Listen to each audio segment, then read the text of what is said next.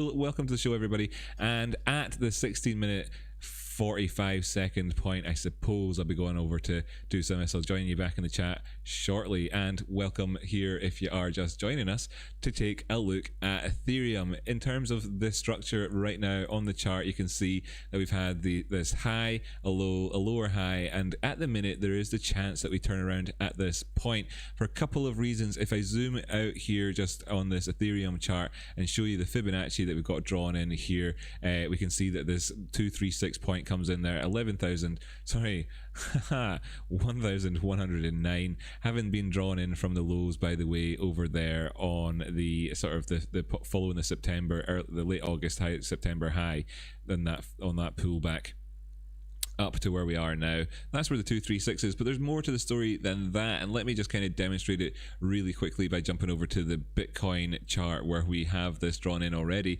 We've got this triangle, you know, that could be happening between these 2 points, and the way that you measure a move off of the back of a triangle just like this is you go from the high that you have here down to the low over here and just draw a measuring stick in, and that would of course be on this chart the equivalent of going between $1,365 down to around about the $950. So we could call that a $400 move if we were to break past these highs here. So $400 towards the top side could see the Bitcoin pricing, the Ethereum pricing, forgive me, going up as high as the 1600 level. You know, that would be a big move up, and towards the downside you could see it going down as low as something like the $600 level, which would be of course a big shock. Now let me just draw that in there, and having talked about it in advance, hopefully having talked through that a little bit more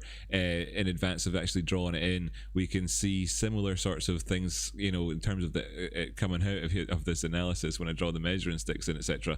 That as to what we talked about, yeah, up towards that 1600. Well, it comes in at about 1700 there. I drew it in quite roughly, but in around about that 1600, say 1650 area or so, and then all the way down here to the 600s and 50s. Yes, it does stretch a lot down. This is a logarithmic chart, so you can see how that's understood. Hopefully that explains some of the theory for you in a way that makes it a little bit more enlightening, rather than seeing it kind of being drawn on and then, you know, trying to figure out what it was that determined this measured move, etc. After the fact, you know, we did it the other way around, which is quite nice. So yeah, that's what we're looking at. And if we were to do that, what does that tell us in terms of this Fibonacci retracement that we're looking at just now?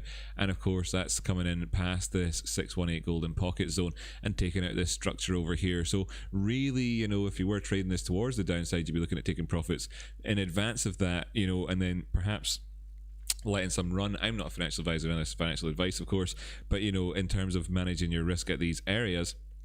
And then in terms of the top side, we have to be, and the lower side here in terms of breakouts, we need to be aware of fake outs, that anything above 950 is really just not really changed the structure overall. Anything below 1367 hasn't changed the structure overall. But then towards the top side, where could you be looking to in terms of taking profits? And we already did this sort of thing on Bitcoin. Let's just do it here and fling on one for this Ethereum. And what we're looking at is the 1272 coming in there at 1482, just coming in with a new all-time high just there or thereabouts into that area. And that would of course make sense, testing your previous highs. And we'll be jumping over to take a look at Chainlink, for instance, in a minute, and that might be somewhat revealing in terms of that discussion. But then when you look up towards the 1414, you have the 1546 price point, the 1618 coming in there at 1638. So you know, you're seeing the numbers actually kind of being not too dissimilar to their Fibonacci level, and that $1600 area of course is the measured move, and that's what we're looking at with regards to Bitcoin currently. Now we're consolidating, so I'm not going to put too much emphasis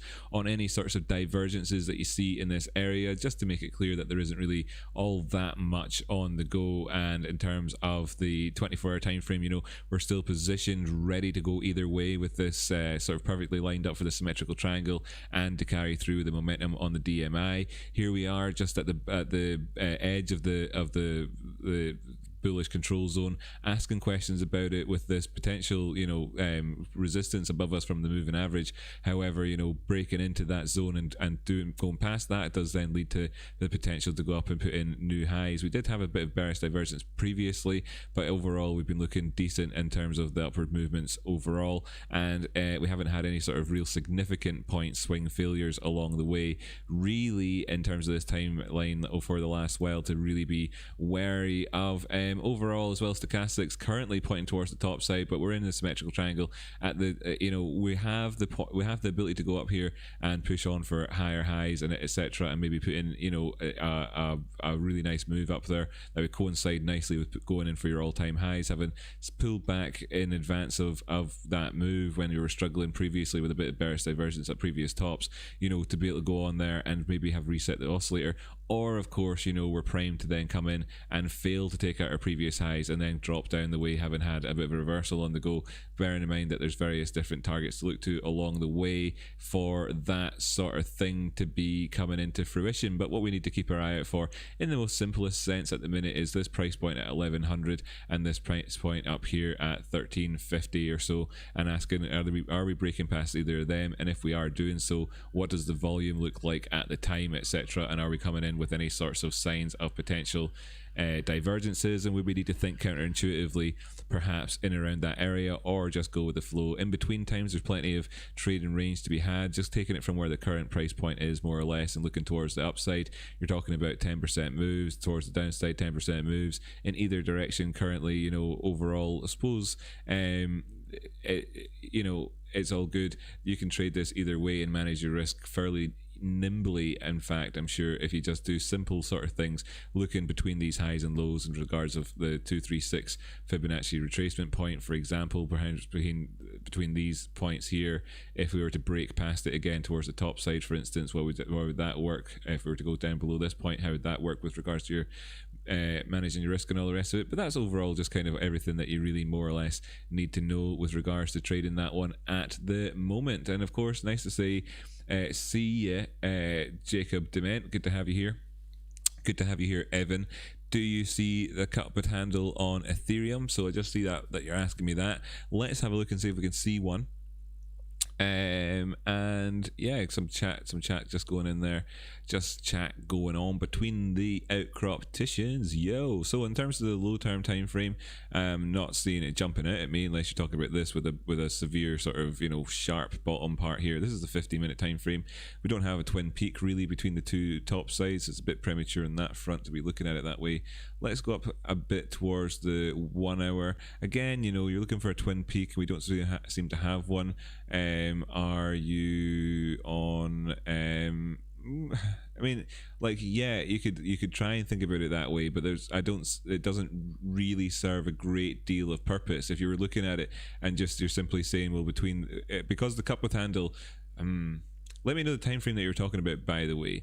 But if given that the cup with handle has a certain sort of rules about it, it's nice to fully sort of understand the rules and look at them and ask what implications that really has in terms of what what it would look like on the charts at any given time. So for instance, if you were to be talking about the handle section of a cup with handle, you're looking at that retracing no more than 50% towards the downside from the base and towards the top. So in terms of speculatively not caring the fact that this doesn't have the twin peak at the top or anything like that, if we were just saying, well, hey, we have this, there's some sort of cup with handle that happened previously to this price point here, and we're just studying the end game zone, then we're looking at that and saying, well, where's the 50% area on this one? And it comes in around about where, of course, the prices are.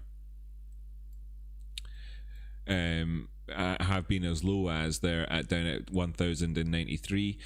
So breaking past that kind of puts it into failure mode. You would have different targets towards the downside. They'd be the ones we were talking about anyway. Movements up the way here currently, we're already seeing it in action. Are we able to take out the 382? But sure, that doesn't mean anything quite yet, because if this is the maths behind it, we're still only just at the 236 here by not taking out that 382. So evidently, nothing is, the likelihood in this sense is that we would go back down and retest that currently. So you would need to be seeing something decent happening at this level for you to then say that this was possible in terms of being that. And it doesn't really look that good for it in terms of, its distinct immediate downward move there. So you wouldn't be thinking like that necessarily. You'd have to just kind of, it doesn't really properly work from a sort of pattern point of view, unless of course we're talking about it from a really big time frame point of view. So I'm going up to the 24-hour time frame here. Don't have enough history on this chart. Is this the one with enough history? Okay, cool. So like if you're talking about this as being your cup, right? It's a bit silly maybe on the 24-hour time frame to fit that much data on screen. I'll just hide all of that as well. If you're talking about this being your cup, ideal pattern of volume down below would it to have a bit more of a base in here, and not have this extreme peak as well in the bottom of it. But if you're talking about it from this point of view, then what does it really become on the first half? Because what we talked about already in terms of low term frames is the second half of the cup with handle. The first half is talking about twin peak, and it's again just the same as any twin peak pattern. And you want to be looking at it and saying, well, here's a horizontal line run along at where we had our all-time high. What's that coming at as it happens? Well, we know we've got a Fibonacci line on there showing us where it is here anyway. So what's it coming at? Well, it's just at the top end of this pitchfork, at the warning line. If we break beyond it, we could easily go up towards the next line of that, and that's the 1779 area, yada yada yada. If we don't do that, then what are we looking at towards the downside? And we've got various targets in mind. This Fibonacci right here, is that the Fibonacci? No.